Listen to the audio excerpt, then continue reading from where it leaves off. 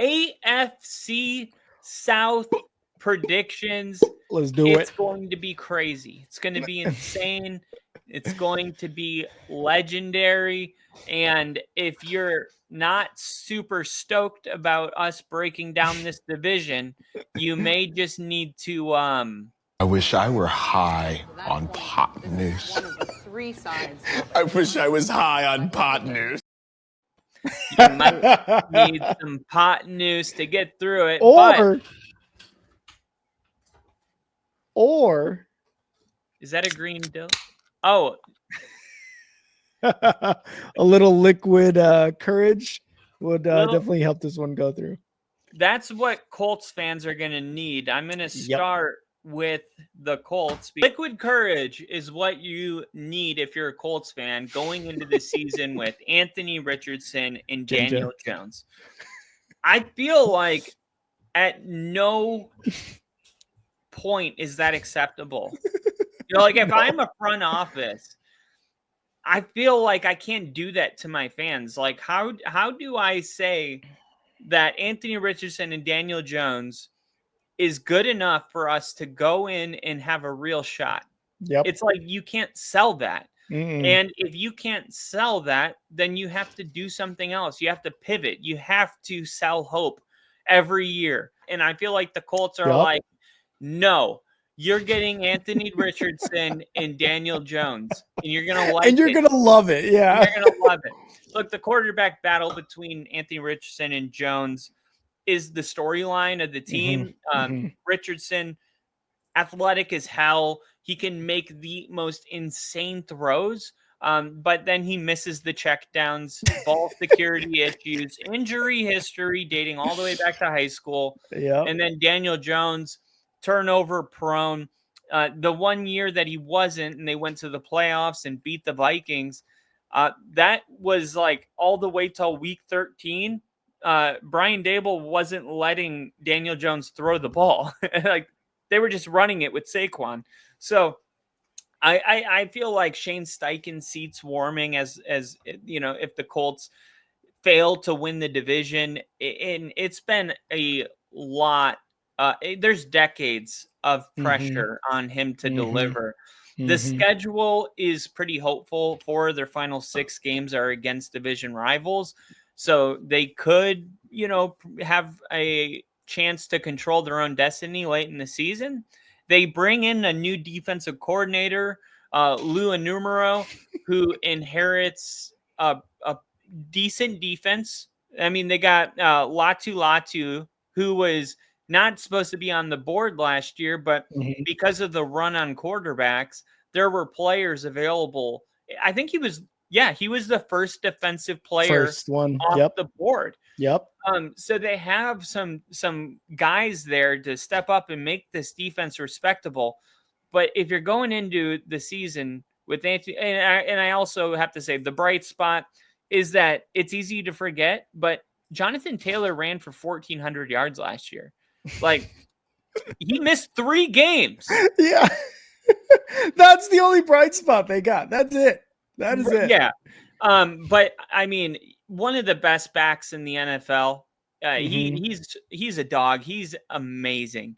He's going to be a Pro Bowler. They're going to have to lean on him more than they should because of the position they're putting him in. But this is a 10-year division drought at this point, and I don't expect it to break.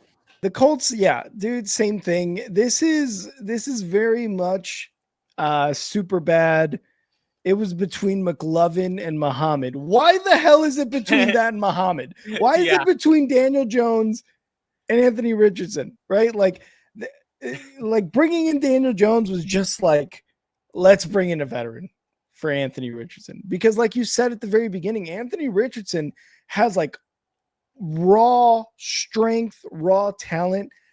And it sucks because these past 2 years, he's played 15 games, I think, because of injuries. And when he does play these games, he can't do a 7-yard out. He can't complete a pass. He can't, like you said, he can't get it to the check down guy.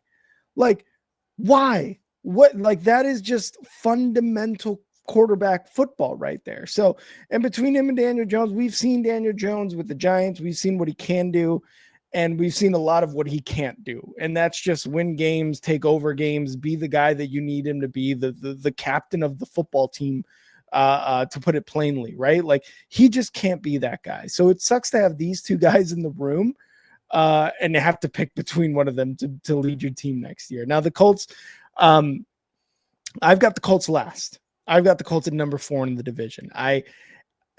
Again, and we'll talk about the rest of the 3 teams here in a bit, but I just do not see a world where the Colts are above 4th in the division in the AFC South. They've got some guys. They got Michael Pittman. They've got what's his name? Jonathan Taylor, running back. They've got some players, and they just brought in Tyler Warren through the draft. I don't know if any quarterback on this roster right now can get it to them and get it to them effectively to make them a scary offense. So I've got the Colts at 4. Yeah, and I actually think the Colts are in a better position than my number 4, which is the Titans. Last year, 3-14, top 5 pick, end up with the number 1 overall pick. And, they decide they're going to draft Cam Ward, who was the best quarterback in the draft. Yeah, that's not saying much either. The roster is pretty weak. They fired the general manager. So you're trying to create a new culture with the rookie quarterback as the centerpiece. And his first game is at Denver. I mean, it's going to be rough. They could break him week 1, and we'll see how he comes back. I mean, he had a good season in Miami, 39 touchdowns, 4,313 yards passing, but this isn't college. This is different. They got Brian Callahan, who's going to be his quarterback guru. You got Tony Pollard, Calvin Ridley, a great route runner, one of the best in the league. Those are that's the big 3 right now. Tony Pollard, Calvin Ridley, and Ward. That's not a great big 3. No. Tony Pollard's glory days have been behind him for 3 years. And then Calvin Ridley's amazing if you can get him the ball. And we don't know yet. So the defense the offense is a liability. The defense is more of a liability in my point. I mean, they have no standout players. If I told you to tell me the best player on the defensive side of the ball, you'd probably say L'Jarius Sneed. I think the corner from the Chiefs that they traded for last year. Sneed, Callahan's experience with quarterbacks is a point towards Ward, developing as a good quarterback. But and I get what you're saying. The only reason I have the Titans 3rd in the divisions, and this is like probably by a game or 2 above the Colts. Like, I'm not saying they're like 5-4 wins over the Colts. I'm saying this is going to be a pretty tight 3rd and 4th place race. Is the idea that Cameron Ward can come in and be like a Jane Daniels, a Bo Nix of last year, like a spark that gives the Titans and that entire organization hope that they can, that they're moving in the right direction. So that's the only reason, is like Cam Ward is actually a question mark, but being the number 1 overall pick, I think gives a person some wiggle room in terms of like, oh, I think he can be good, or he can be a bust, right? Like, again, I don't think this team is going to be above 8 wins, above 7 wins even, but I think there is going to be like some games where Cam Ward is, you're watching the games with Titans and you see Cam Ward do some stuff and you're like, okay, this is better than Will Levis. They're moving in the right direction, hopefully, right? So I've got the Titans 3rd. You've got them 4th. We got the Colts and the Titans swapped so far. Okay, so let's go to the Jaguars, because the Jaguars, I think they're going to be good. Okay. Now, we did see them go to the playoffs 2 years ago, and they even beat the Chargers at home because they won their division. Yeah. And then the next year they started 8-3. Remember, they lost their final 4, the final one being the Titans to miss the playoffs. And then last year was like a disaster and they fired their head coach. But we have to remember, like, the Jaguars aren't that far removed from being relevant. And I think Liam Cohen is going to be the real deal. So the Jags, I have actually got them second in the division. We're going to play the Bengals week 2. They're probably going to have Travis Hunter play a lot of cornerback in that game to, take care of one of Jamar Chase or T. Higgins. They're premier guys, right? Outside of that, on the offensive side, there may be some times where you play a team that isn't necessarily heavy on the wide receiver side that maybe your other cornerback can really take and guard. So again, with the Jags, they had a rough season last year. They had just paid Trevor Lawrence, and it was a very subpar year. But again, Trevor Lawrence has shown signs of being damn near borderline MVP type of quarterback. So that's what they're banking on. Bringing in Liam Cohen, kind of getting rid of your GM. Shad Khan is definitely going for a culture change, and he wants a winning culture in this facility. And those are the type of moves that you make when you want to flip the narrative on your team. You pay your quarterback. You had a shitty year, and you trade up in the draft to bring in a premier player like Travis Hunter. You get one of the better offensive minds out there who just helped Baker Mayfield and the Tampa Bay Bucks put up awesome numbers and get them into the playoffs. That's the type of moves you make as an owner to really flip that culture narrative.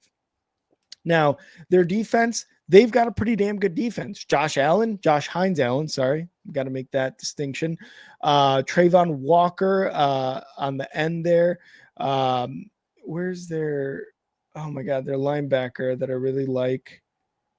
Devin Lloyd on the defensive side. That's who it was. I couldn't remember his name. But they've got some players, man. Like the Jacksonville Jaguars for 3-4 years with Trevor Lawrence have had some players. They just have not been able to put it together outside of that 1 year where they beat the Chargers in that wild card playoff. But at the end of the day, I still got them second in the division. Yeah, for the Jaguars, I think they're going to be one of the top teams. I think that they're going to be back on the map. If you've been watching like any of the footage coming out of Jacksonville, it's all about Travis Hunter. Nobody can guard him. Like he translated it, like he's going against NFL players. They can't guard him. He's going to be a problem. And Trevor Lawrence is lucky because he's going to be able to. Travis Hunter is going to be so involved in this offense. It's going to be a lot more than we thought when we were predicting. Okay, how are they going to use him? They're going to use him a lot. That's the answer. Jacksonville, at least they got their quarterback because if you have your quarterback, you're going to, be in the game. Even if you're on the other side of them, they were games at least. You got a lot of 3-2, 4-point games, and Jacksonville is going to flip a ton of these with Travis Hunter. I think their coach is going to come in and they're going to have this offense rolling. I'm not saying that this is like a 13-win team, but they were 4-13 last year. I mean, they were rough, really bad. They were 2-8 by week 10. Yeah. But I think those early losses pretty much they had nothing to play for moving on. And they still played real close games all year long. Trevor Lawrence, he's in his 5th year. There is a lot of pressure for him to return to Pro Bowl form and show that he should have been paid all that money. But Travis Hunter, Brian Thomas Jr., that's a dynamic receiver duo. The defense is going to, I think, struggle against high-powered offenses like they did last year. Miami, Buffalo, they struggled in those games, but I think Liam Cohen is going to at least give the offense a chance to keep up with those numbers. Whereas last year, the Jags couldn't do anything on offense. They just couldn't. This year, I think it's going to be different. I think they're going to win 10 games, and I think they're going to win the division. Woo! Kyle's calling it. Jags are winning the AFC South. So now let's talk about the Texans, because I love that. And admittedly, I forgot about Brian Thomas Jr., which is weird because Brian Thomas Jr. was one of the better, not only rookie receivers, but one of the better receivers in the NFL last year. And that's a very good point. So with the addition of Liam Cohen and Travis Hunter and how well he's been doing in training camp, I can buy that. Now let's talk about the Texans, because I have the Texans winning the AFC South. I've got the Texans winning the AFC South for the third year in a row. You're like, what? This guy's crazy. This guy's nuts. Now, this is not to say that the Texans themselves don't have issues. CJ Stroud last year was sacked the second most times behind Caleb Williams, but we won't even talk about that. He was sacked the second most times, like 53 times, whatever it was. He was pressured on almost 40% of his dropbacks, which was third most in the NFL. Probably Caleb Williams was number one again. Regardless, the offensive line was an issue. Now, what did the Texans do? They got rid of Laramie Tunsil, unfortunately, because he's an all-pro left tackle, one of the better left tackles, I think, in the league.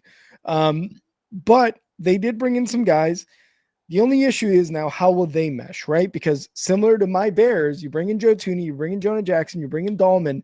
How are they going to mesh all three with the rest of the offensive line, with the offensive scheme, right? Because what else did the Texans do? They got rid of Slowick, a guy who was a head coach candidate not even 2 seasons ago. And now he is fired because of the offense and what it lacked last year. And that was with Stephon Diggs. You know, obviously the injury happened, but that was with an offense that was, again, supposed to be much like as good, if not better, than the year prior during CJ Stroud's rookie year.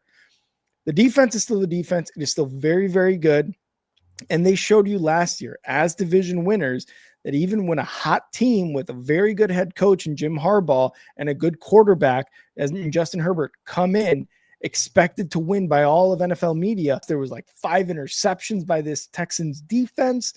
So they still showed that, hey, we may not be this sexy team anymore or whatever the case may be, but we're still a playoff team 2 years in a row and 2-time division winners in a row. And I think that is going to continue in 2025.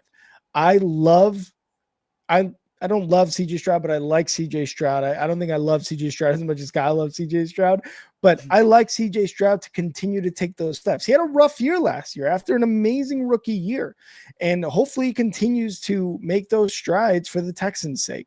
But, you know, I have them winning the division based on what they've done in the past 2 years and how they've been showing up in the playoffs. I mean, they destroyed the Browns, CJ Stroud's rookie years. They killed the Chargers last year. And yeah, they lost to better playoff teams those 2 seasons, but at least you know they're consistent in terms of winning those tough games. CJ Stroud can take over and getting into the playoffs and making a statement while in the playoffs. And they may get better this year, and they may not, but I still have them winning the division based on all those things. It's just the biggest questions I think for the Texans is, can the new offensive coordinator, Nick Cantley, whatever the hell his name is, can he get that offense back to what it was 2 seasons ago, or can it be better? And if so, the Texans I think are going to run away with this division if he can do that. And if he can't, I think it's going to be a very, very tight race between them and the Jaguars. The defense is going to be elite. This is the only defense that is on Denver's level this year. This defense is going to be nasty. Mm-hmm. They were really good last year. They added Travarius Ward, Cam Bynum. They already were the best passing defense in the league. Derek Stingley Jr. Oh my God. Derek Stingley Jr. And of course, D'Amico Ryans, as a defensive player, is going to have the defense right. Oh yeah. The question is, can the offense be as good as the defense? If so, we can talk about Super Bowl, but we can't with all the new linemen, right? We bring in Ed Ingram, Laken Tomlinson, Cam Robinson, Nick Chubb. These are all guys that they added to try to stabilize the offense. The defense is a strength, but the offense, Tank Dell, horrific injury last year. I mean, that was like you had CJ Stroud crying on the field because of that injury. It was so bad. Yeah, Nico Collins was roughed up about it too. Yeah, because it's sad because Tank Dell broke his leg the year before. And like he does all this work to come back, and then that happens, and it's like, oh my God, this kid can't catch a break.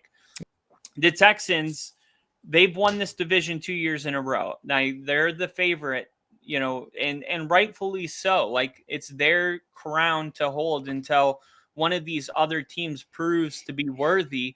And also, like the combination of Will Anderson Jr. and Danielle Hunter, and Derek Stingley Jr. Like that's not even fair sometimes. Yeah, like that's why I like got Denver and Houston, and then like the other NFL teams after. It's like 1A and 1B because of the depth. I mean, usually you can't have that many stars on one side of the field, and the Houston Texans have found a way to do it. If they can keep their teams from scoring 20 points a game, I think CJ Stroud can get him over the hump. I think the Texans and the Jags are both going to go 10-7, but the Jaguars I think it comes down to the tiebreaker. And that's really what I'm feeling this year. And what's funny is November 9th is the last time the Jags and Texans play. That's it. Those are going to be huge games. It's going to be a two-man race, the way I see it. I feel like the nod to Houston would be the responsible thing for me to do. Yeah. But losing, the offensive lineman they say it's been rebuilt. We hear that every offseason by every team that has a bad offensive line. Bears. Right? The Bears, in their case, they actually did rebuild it. Other teams, though, that don't invest massive money and they just put new hats on new guys, that is like, we'll have to wait and see. But the defense is going to be great. I think the win total, they won 10 last year. I think they win 10 again with a better defense and a slightly worse offense. To me, I think the Texans and Jaguars are going to be separated by a game or two. I just got the Texans winning. You've got the Jaguars winning the South.